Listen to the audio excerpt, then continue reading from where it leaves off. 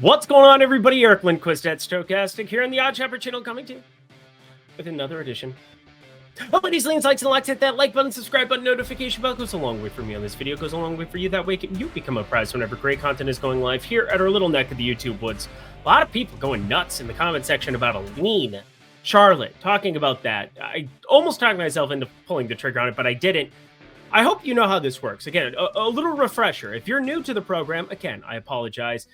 Don't mean to come after you, but if you've watched me before, you understand how things work, or at least I think you know how things work. Let's go over it one more time. A lean is something I'm thinking about betting. It's currently the best play from the game.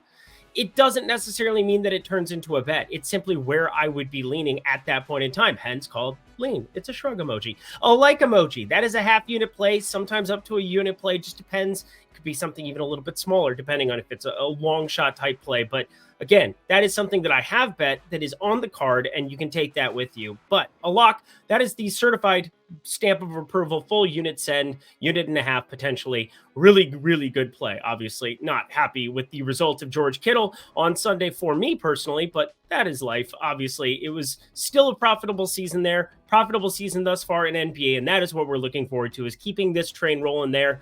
I would like Emmanuel quickly not to go 0 for 4 from 3 and 1 for 7 from the floor in the first quarter. Not asking for much. 7 shots in the first? Come on, bro. Come on. Anyway, we're going to be sweating that one out here in this second half. That is for sure. I think he hit a 3 near the end of that half. 7. He's got 7 here at the end of the quarter. As you can tell, I have basketball on in one corner because I'm always watching, always looking, always paying attention. Producer Jacob, he's always watching, looking, making sure that I get stuff done, actually. Bet365, they're fantastic. You can sign up for them down below. I'll talk about them a little bit later. It's only if you're 21, and if you have a gambling problem, please call 1-800-GAMBLER. Producer Jacob, hi. Let's get to the Tuesday pick. 6 games. 6 games. Oh, yeah. I'm done talking. And now I start talking again because, again, that's kind of my job. Boston going up against Brooklyn in this spot. 8.5 points. 8.5 points going up against Brooklyn. Obviously, Spencer Dinwiddie, he is now off to greener pastures, or purple and goldish pastures. Would be weird pastures. Probably pretty pretty to look at. It's like something in Switzerland. But Boston, Drew Holiday, Derek White, Jaylen Brown, Jason Tatum, Al Horford. I mean, you know what's happening here. You got Porzingis, who's questionable here, leaning towards him being out here in this spot. So that's why you're seeing 8.5 here instead of the 9.5, 10 you'd be accustomed to. Now, Dennis Schroeder, he is suiting up. He's playing here for Brooklyn now. It's going to be wild times. But as I look at Ben Simmons here playing the 22, 24-ish minutes a game role, like that insertion there. Obviously, it didn't go well last week, trying to go to his rebounds plus assists, but as the minutes go up, there is certainly going to be opportunity there. No Spencer Dinwiddie to slow this team down, but we'll talk about him come Lakers time. That'll be enjoyable. I don't know what to make of how bad. If you've watched Boston, you know what I'm talking about. I think producer Jacob knows what I'm talking about, but Jaylen Brown has not been very good at actual basketball here of late. He had 3 games of struggle bus. Lakers, Atlanta, Washington, spots where you think he would go out and smash. The usage has been auspiciously low, if you will. 12, 11, 15 shot attempts. Good to see them get back up to 16. Something in that nature if you're looking at overs on points prop, which I haven't necessarily been going out of my way to fire up, but at 20.5 against Brooklyn, comes off of 16 shot attempts against Miami. You take Porzingis off the floor, and, well, he's going to benefit ever so slightly in the usage department. And I think that puts him on the fringe of playable over 20.5. I have this short of 22, but again, it's not a huge disparity. It is currently the best line. We have all the props from this one. I don't know. I feel like a man scorned by Ben Simmons. I'll revisit that in the morning. But as for now, best play from this one, Jaylen Brown over 20.5 points. But it's still not on the card because, again, a lean is something I'm thinking about. Maybe if the number moves, 20, 19.5, doubt we're getting that. Let's not kid ourselves. This one's on the card, though. It's been a while since we had some rebound props making their way. Now, obviously, Victor Wembanyama, I'm always looking at them in terms of double-double plays, and we've been smashing those until they became unplayable as the minutes have come up, and he is absolutely eviscerating Toronto. Had one of the crazier dunks I've seen. This guy is not even real life on the floor.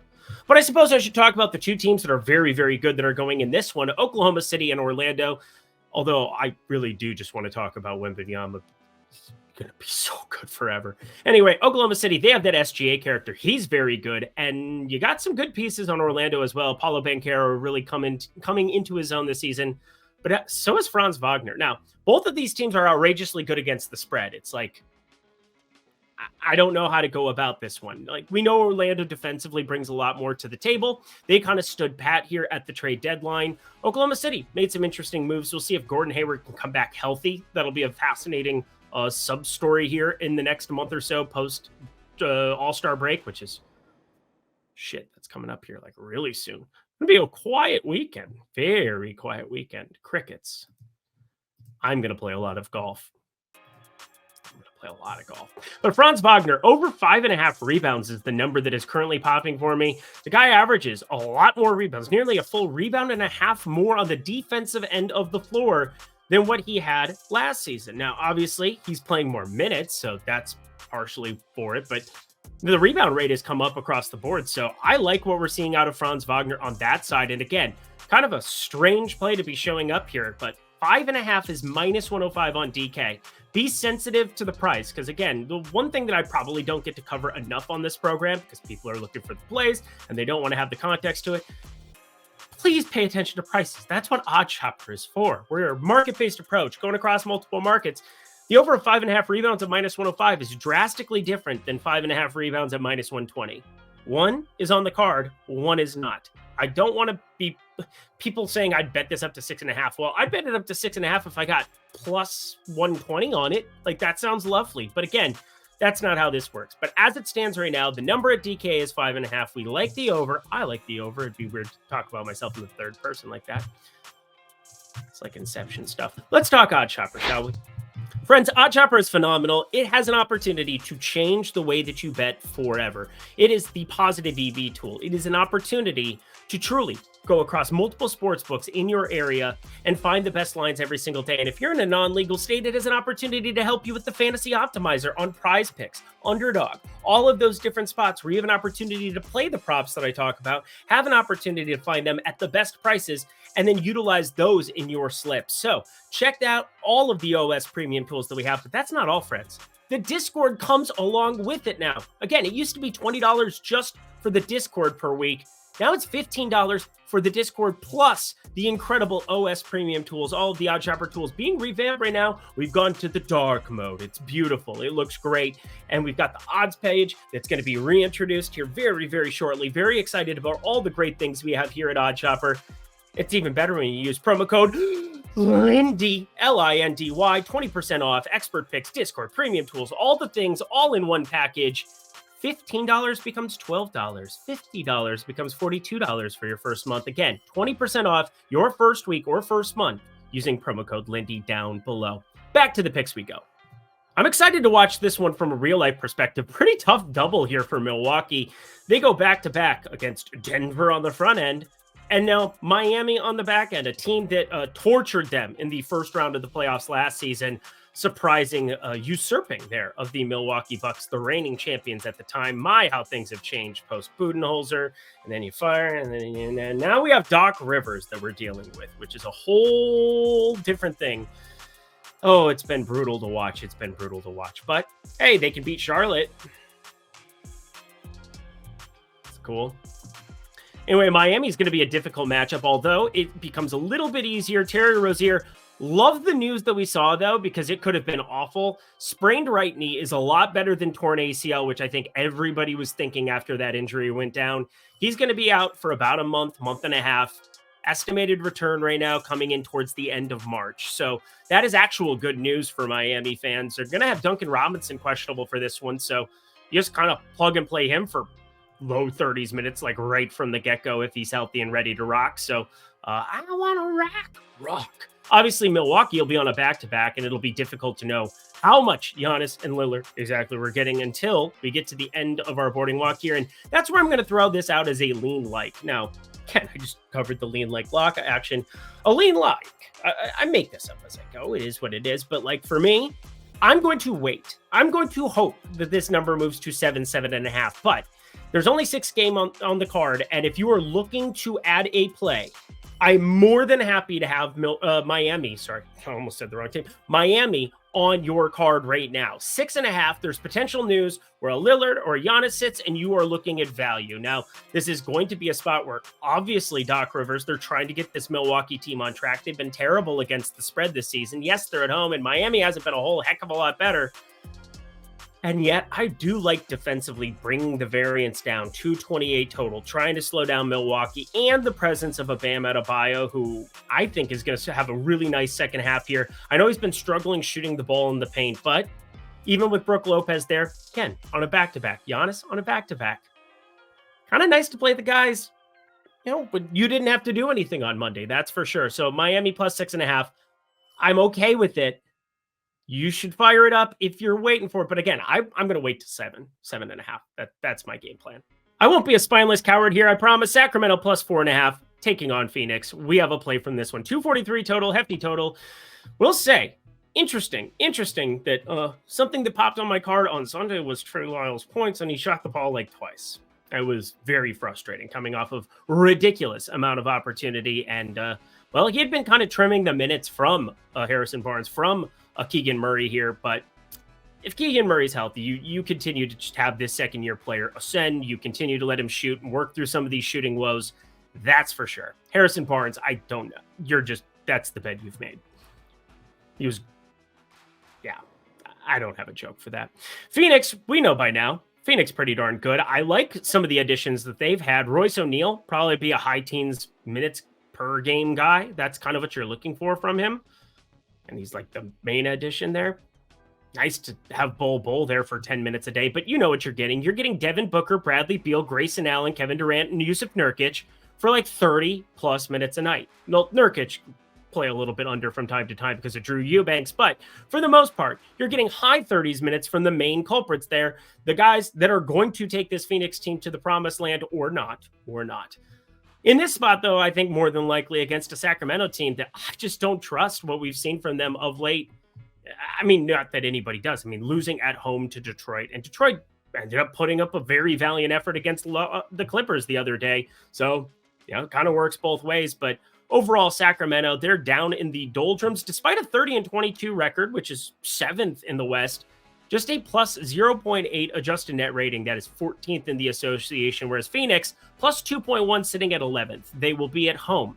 They have had a pretty easy strength of schedule, which always worries me a little bit when you start to get a sample size of the entire portfolio of who they've played to this point of the season. 53 games they've played, and to be 30th in strength of schedule, dead last, that's terrifying. But I'm going to trust what I'm seeing here at home. Grayson Allen just continuing to shoot the ball really, really well for this basketball team, which adds, you can't leave him alone in a corner, and he will sit in the corner for like 20 minutes a game. Just watch those possessions. You'll know what I'm talking about if you watch Phoenix on a day-to-day basis. But we're going to watch them here because we're going to be cheering for him. Minus 4.5.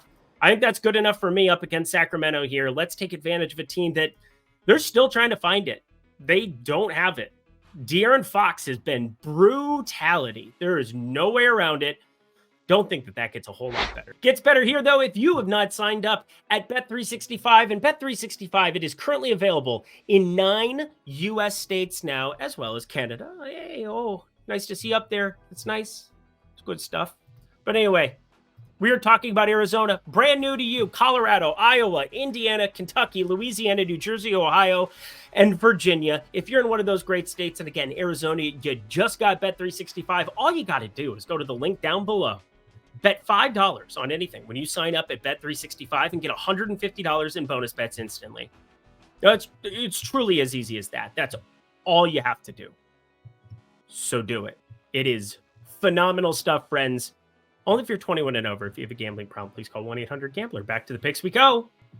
I am going to be brief with your time here. The Minnesota Timberwolves on a back-to-back, tail end of the back-to-back, playing the Clippers and then going into Portland. Can you say trap game? Feels like a trap. It's a trap. Admiral Akbar. I'm not funny today. Not even entertaining myself. But we just got the Portland injury report the night before here. Scoot Henderson questionable. Anthony Simons upgraded to probable. That's nifty. Well, not upgraded to because it's the first for the game that they're whatever. Anthony Simons probable. That's useful for them. Useful Miladi. Scoot Henderson questionable. And then Jaden McDaniels upgraded to probable for the Clippers game tonight that is taking place very shortly. But yeah, I don't really have a lot of interest in this game right now. 214.5 total. It is wild to me that is generally close to efficient, but I'm still looking at the under. Yeah. Again, everything about this game is really terrifying to try to break down. We know first in adjusted defensive rating, the Minnesota Timberwolves. We know that Portland, better than what the record would indicate. They've played well at home at times. That's the nicest thing I can say about them. They have Jeremy Grant. I can say that about them too. And Anthony Simons is nice. Very, very obviously nice. Ayton's playing massive minutes now, and they just don't care anymore, so that's cool. I don't know. It's Minnesota on a back-to-back. Feels trappy. Going to stay away from it more than likely. 214.5. The under of that is where I'm leaning. But again, this game is really gross. We'll see if anything shows up in the prop department. See if there's any injuries from either of these teams coming into tomorrow. Unlikely. Scoot Henderson, pay attention to that news. And the last game of the night, we've got Detroit taking on the Los Angeles Lakers. And you know what? I had so much fun with a lean like. Then why don't we just go to a like lock? Because this is something I have a half unit play on, and I'm just very, very curious what happens because I might be double dipping. Let's talk through it here. Detroit, though, they looked a lot better up against the Clippers. Now, that was a competitive first 3 quarters, and then Paul George found himself for the first time in a while. Paul George had been on the struggle bus of late and then just had a vicious fourth quarter going up against Detroit on Saturday. It was fun to watch. However, you're 12-point dogs to the Lakers here for a reason, and Spencer Dinwiddie got signed, sealed, delivered, I'm yours kind of a deal. Now, do you want Spencer Dinwiddie, who is dead last amongst qualifying basketball players in field goal percentage this season? Yes, that is a true statement. I think he's better than what you were getting from Max Christie and company. We'll find out here. Obviously, a change of scenery can do a lot for a lot of people. It did terrible things to Spencer Dinwiddie as soon as he went to Dallas, goes back to Brooklyn, and things went south. They went south quickly, and obviously, now you're looking at him in LA on a team that's a quote-unquote contender. Now, most teams in the West this season are contenders, so it's not really saying anything nice about them. But I want to talk about Detroit. What did Detroit do? Because everybody's going to focus on Dinwiddie, and you got LeBron and AD that are both questionable. And I think we can all agree that at this point in time, unless there's a major reason to think that the questionable tag is warranted, that it's just there. It's just there. They're going to play, is what I'm getting at. But let's look at the Detroit side, because Cade Cunningham, Jaden Ivey, Asar Thompson now playing bigger minutes for this team. Mike Muscala being just a, hey, you can play 5 minutes for the first and third quarter and then get out of there. And then Jalen Duren, who's been awesome here in recent weeks. I like 3 of the 5 starters. And obviously Mike Muscala, you're having out there just to knock down a shot or two in the early going and then get him out of there. For Simone Fontecchio, who played incredible basketball against the Clippers the other day. And maybe this is just giving him a little bit too much credit, but Marcus Sasser can be a bucket off the bench. Troy Brown Jr., I know he hit the side of the backboard and looked overall terrible there, but he was a serviceable player as a wing for the Minnesota Timberwolves at times when we needed this season. He's not a complete nothing. And Shake Milton, James Wiseman, you're only playing them 10 minutes a game here.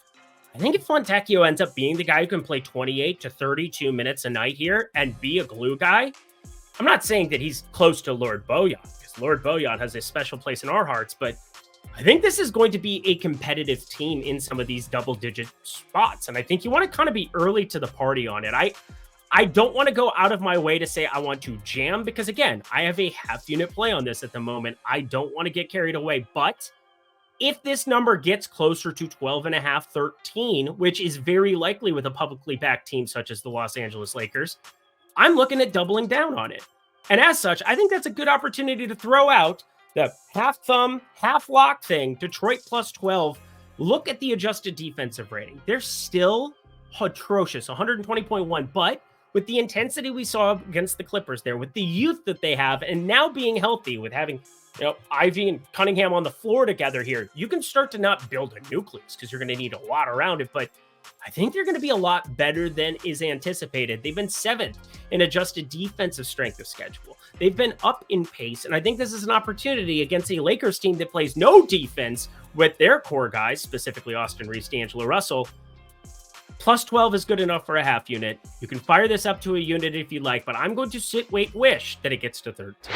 And that does it for another edition of Lindy's Leans, Likes, and Locks. You know what to do. Go to that comment section below. Let me know your favorite plays that exist on the board for Tuesday's 6 Gamer. I'm going to have everything fired up in the Discord there. I'll be on X. If you have any questions, hit me up there at Eric Lindquist. Also been firing up tons of great stuff over on Prize Picks, over on DraftKings Pick 6. Lots of the Pick'em stuff for all of you people that might not have access to the sports books for everyday use. So you have an opportunity to check those out here as well. Try to get into different departments there. You can follow me on TikTok at Lindy's Locks. We've been on a real nice run in that department as well. Bet365, take advantage of them if you're 21 and over. If you have a gambling problem, please call 1-800-GAMBLER. And that does it for me. Thank you, producer Jacob. Awesome times as usual. You're going to have to edit that one more than I was expecting. That's my fault. I suck. I don't always suck. You know that, but don't answer that. Until next time, friends, I'm Eric Lindquist. Best of luck in the NBA streets on Tuesday.